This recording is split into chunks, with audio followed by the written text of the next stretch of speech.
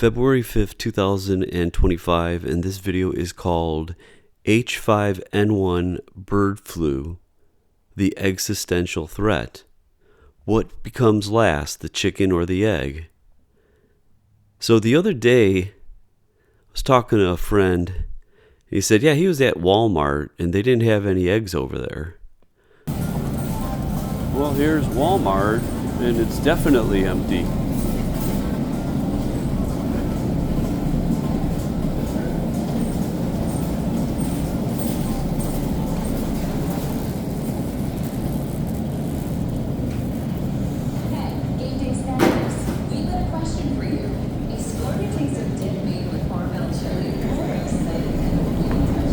Actually, there'd be about $6.45 a dozen. Oh, look at this one. $9.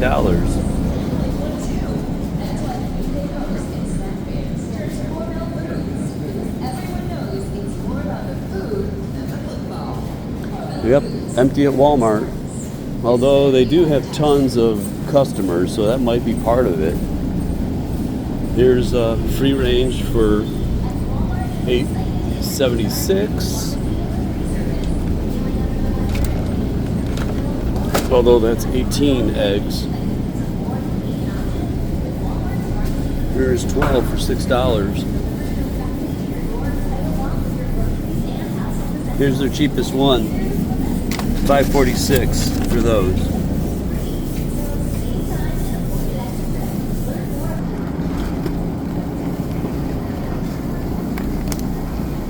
Yeah, they're going quick.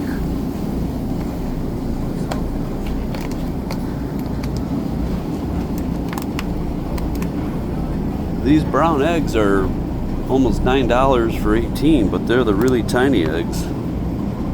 They say they're large. They don't look large to me.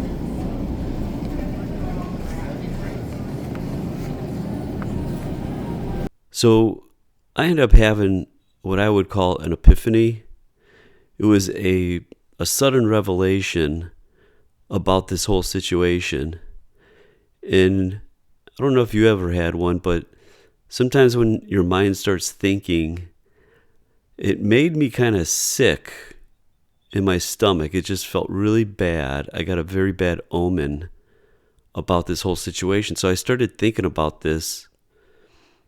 And I was like, I got to get to Walmart and see what the heck is going on over there, even though I haven't been in there in about 25 years because I kind of boycott them. But when I asked this question with AI, with Twitter, I got some pretty good information. And this is kind of what I got. So in the context of H5N1 bird flu, often referred to as the egg-xistential threat, the question of whether the chicken or the egg comes last takes on a more somber tone. So here's what the situation unfolds. Is it the egg that's last? Eggs from infected chickens are the primary concern because H5N1 can be transmitted through the eggshells if they are contaminated with the virus from the hen. If an outbreak occurs in a poultry farm, the eggs laid by infected hens could potentially carry the virus on their shells. Now, I don't know if anybody's talking about that, because when I just read this to myself, researching this, I said, man, this is really bad. And my epiphany is, I think this is going to become a major problem for humans with not only eggs, but actually the chickens themselves. Now, what will the end game be here? Because we're only a couple years into this infection, and it's like really spreading out of control. And what I don't get is the whole supply and demand thing. It doesn't make no sense because we have less eggs, but the cost of making them has not really increased. With fuel to deliver eggs and stuff like that. So they're trying to boost up the prices to encourage people not to buy them because they're just so expensive. And some of them, they're getting up to be $1 an egg right now. And we're at the infancy of this plague.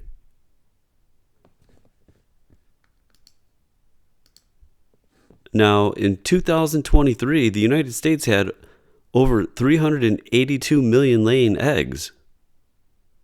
The majority of them are raised in factory farms. That's another problem because we stick all these chickens so on top of each other that when something does happen, this stuff spreads like wildfire. But look at this number. In 2023, there's 382 million laying eggs. Okay, over 148 million have been euthanized due to the current strain of bird flu, H5N1 in the United States, since it reached our country in 2022. So this has only been in our country for, 2 years? And they've already killed close to 150 million birds. If there's 382, that's a little less than half of the birds that they got rid of already. Over 20 million egg-laying chickens in the U.S.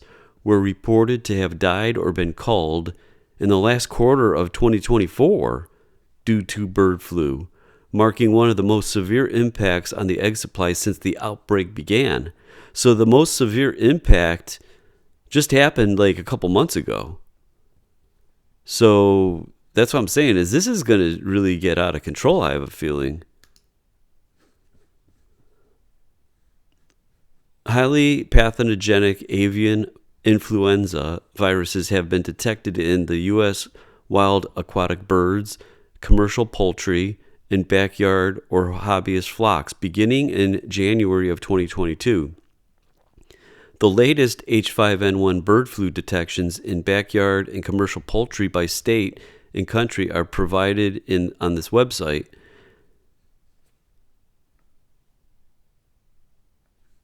"51 jurisdictions, 628 counties, and there's actually over 1,500 outbreaks." The outbreak, that's a scary word. Now, 134 million poultry and counting. Here is a map of where they're taking hits. Look at this.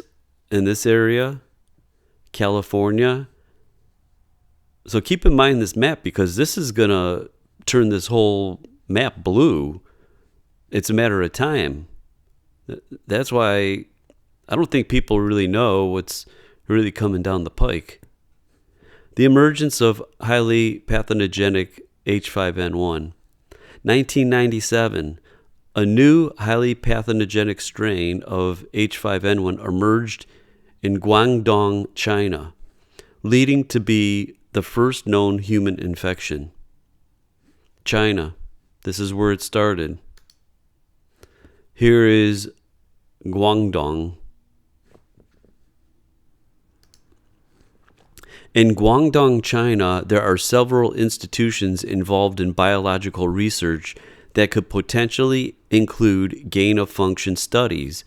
Though the specifics of their research can vary, here's what we can gather from available information. Gain-of-function research context. Gain-of-function research involves altering organisms in a way that they gain new functions or abilities, often making pathogens more transmittable or virulent.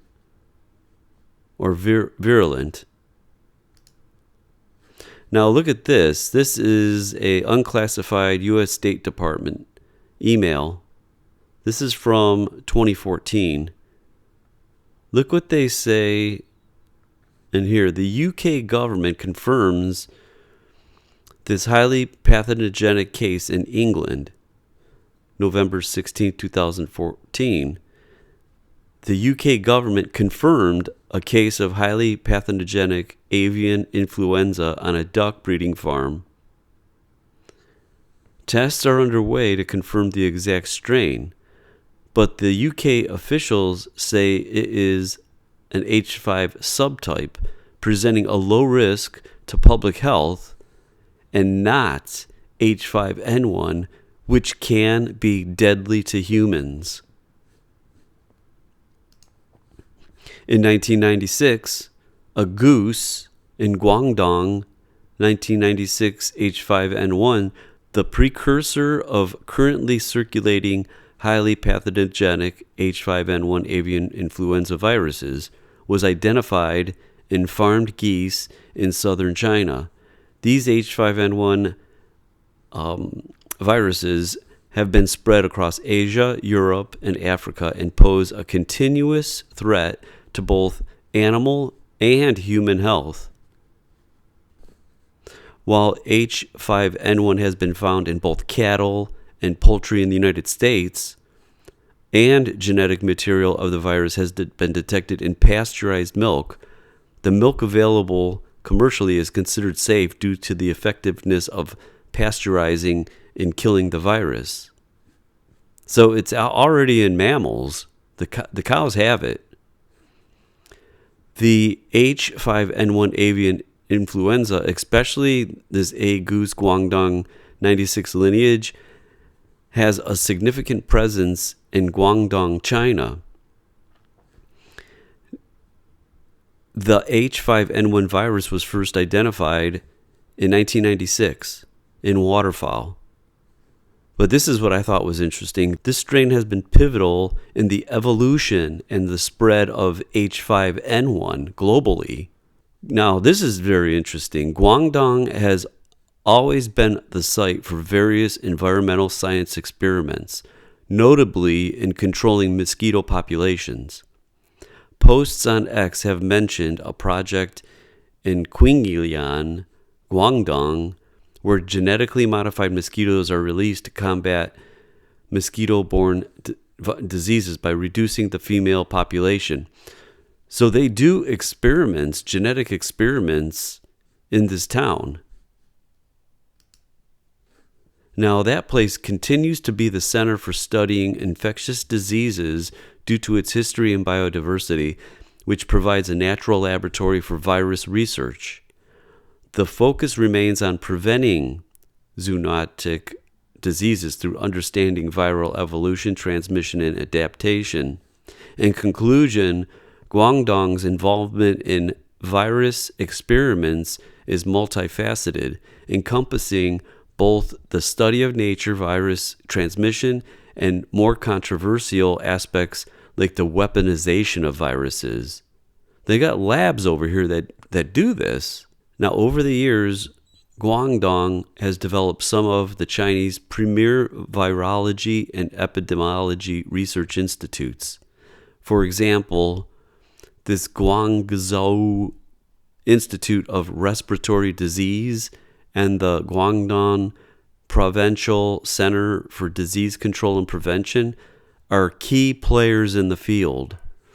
These facilities not only conduct research, but also serve as training grounds for scientists from around the world. Now, this is all starting to sound very familiar to me. Now we got the controversial aspects. The collaboration between the U.S. and Chinese scientists, including those potentially from the Guangzhou Institute on gain-of-function experiments with bird flu viruses, has stirred controversy. Such research aimed at understanding how viruses can become more transmittable or more virulent has been criticized for the inherent risks involved, including the potential for accidental releases or misuse of the research. Bird flu does pose risks, particularly to the poultry industry and people directly handling birds, but it's not currently viewed as an apocalyptic threat to humanity at large.